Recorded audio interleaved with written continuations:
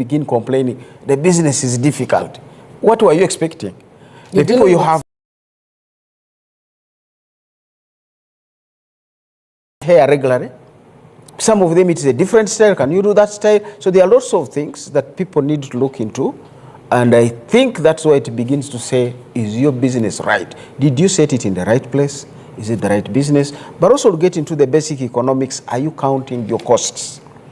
Don't rent where you are paying 3 million per month, because that's a fixed cost. So whether sales get there or not, it's a fixed cost of 3 million per month. Now you find people complaining the business is Karuye. Yeah. It's very hard. But because of the cost you have imposed on yourself, your business first of all is in one day, but you sleep in Kasangat. So you have even you're putting your transport cost as well. But you're also expecting this business to pay for where you sleep. And you're renting a house with 400,000 or maybe 500,000. So your rent home and your rent at your business place is already 2 million. Would that business raise that? Besides, before you go into electricity, utilities of other kinds of things, taxes, KCCA charges. I mean, people complain the business is hard, but you haven't gotten a pen and paper to say, what are my cost drivers? What can I cut out? Okay. So I think sometimes it is ourselves, before we complain about the business environment. It is how we have chosen. It is how have you shaped up yourselves. I mean, antelopes can't leave the national park, but the lions are there. But they have learned how to live in that specific environment. Okay, thank you. I think you bring it to a very good start, especially when you deal with the business owner themselves. Yes. And how you've decided to set the business and calculate it. Dr. Ezra has definitely joined us at this point in time. A good morning to you, Doctor. And coming from the manufacturing sector, the Uganda Manufacturers Association, it is a business of other businesses, because a manufacturer is a business themselves, but they're offering business to other people like wholesalers, retailers, and the like. I'd also like you to weigh in on the overall structure and state of business activity in the country from your point of view. Thank you very much, and thank you to my colleague. The overall business, regardless of the sector, is informed by two forces. And therefore, if you are doing any form of analysis, you have got to concentrate majorly on those two analysis centers. One is cost competitiveness, and then price competitiveness.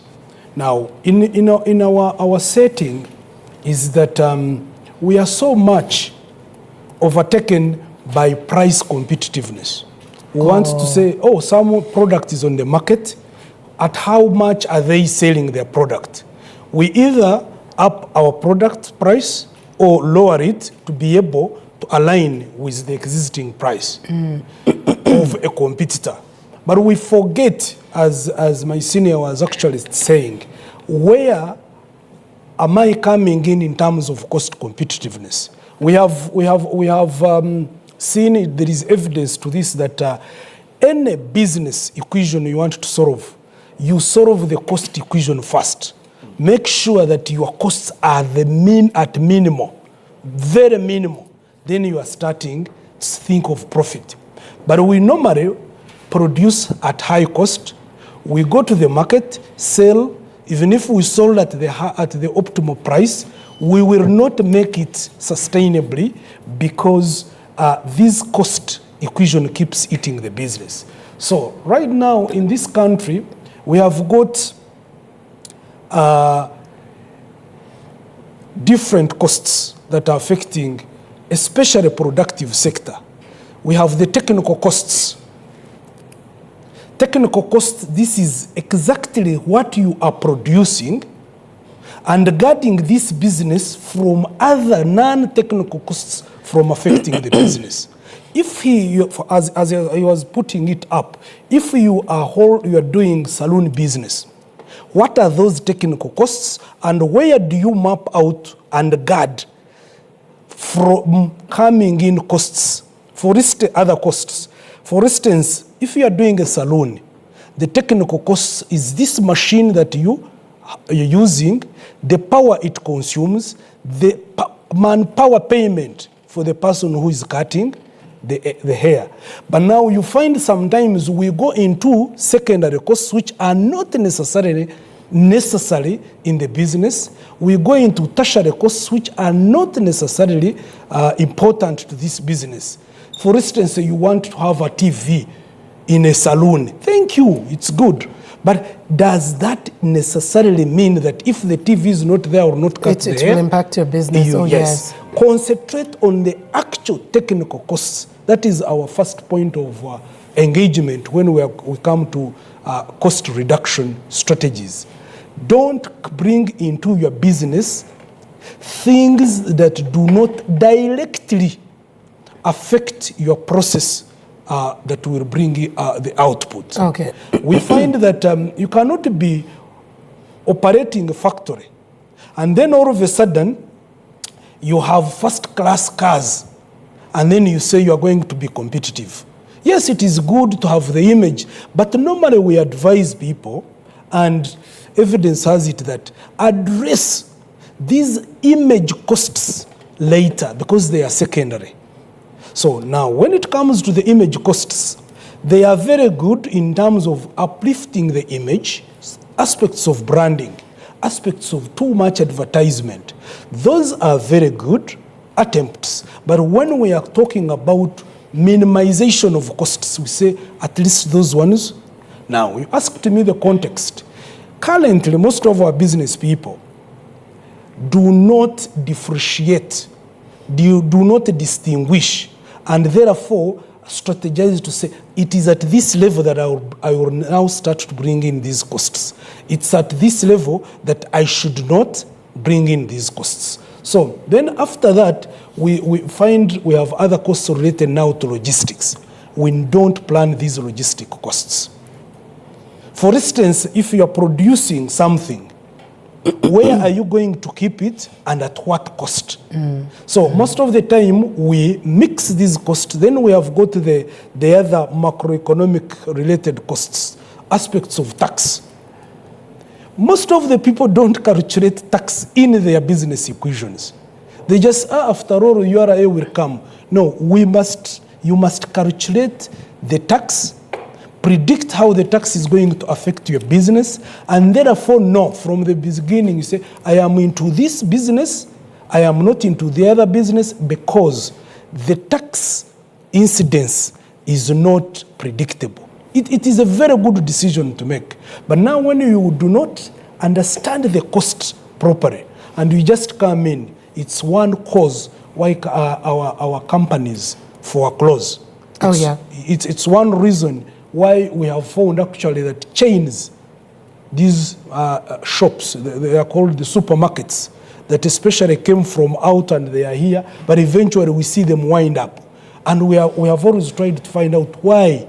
One reason is that this country has hidden costs that they do not normally calculate very well. When they come onto the ground, they hit it on those some of the reality is different. Reality is different. All right, Dr. Mumza, and particularly I'm referring to Fred here.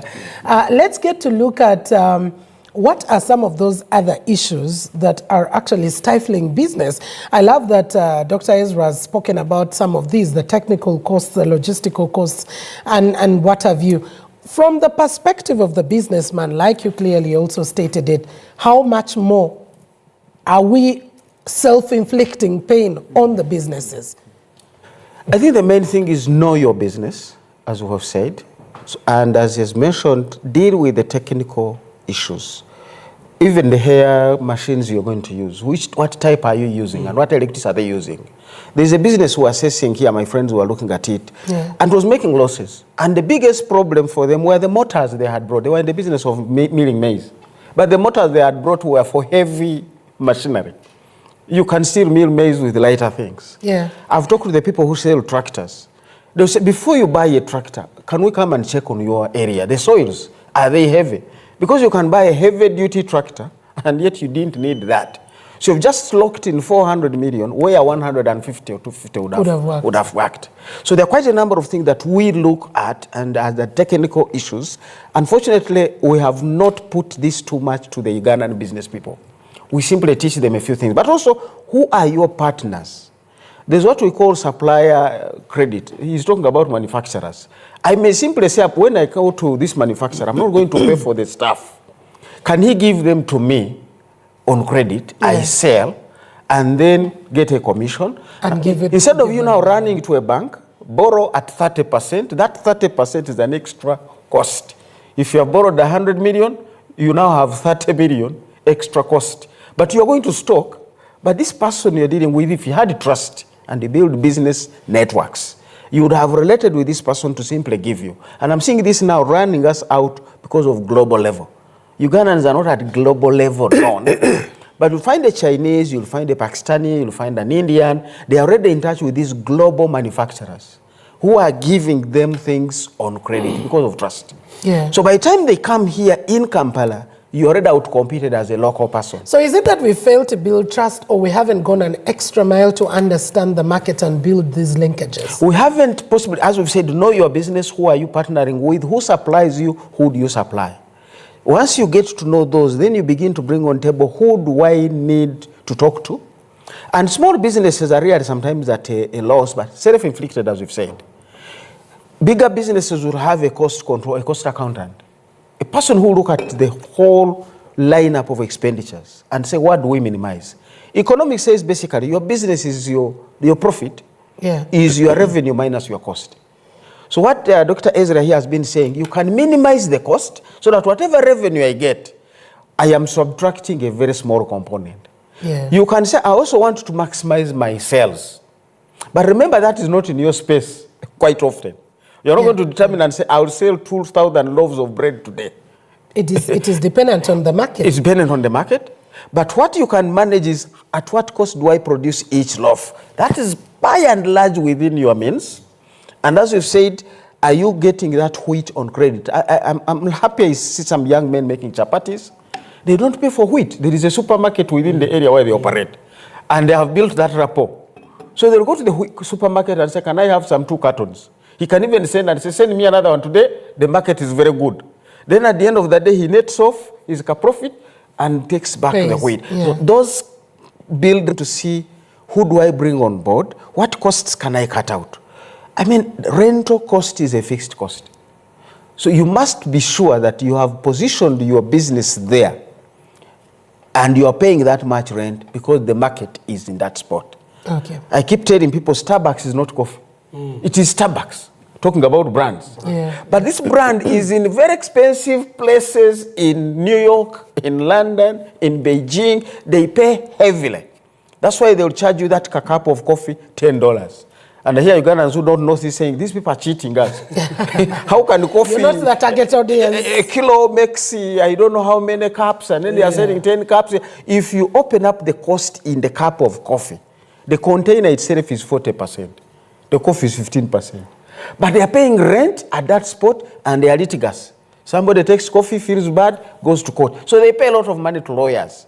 So look at what costs can you move out and what costs can you really sustain, and then ramp up your sales. Who are you targeting in that market? Okay. Dr. Ezra, let's look at the environment of business and the drivers or the issues that are stifling business within the context of our environment. I love that you earlier on talked about some hidden costs that businesses sometimes never get to understand early until you are in it. But there are also those that are outright, and you know clearly, and that is why you said you need to calculate things like taxes and get to understand. Let's look at how the environment is stifling business in Uganda. Thank you very much. On that one, we need to appreciate one fact, that because the businesses are of different gross size, they are different in terms of capacity, the environment does not affect them in the same way. That is why you hear some are growing while others are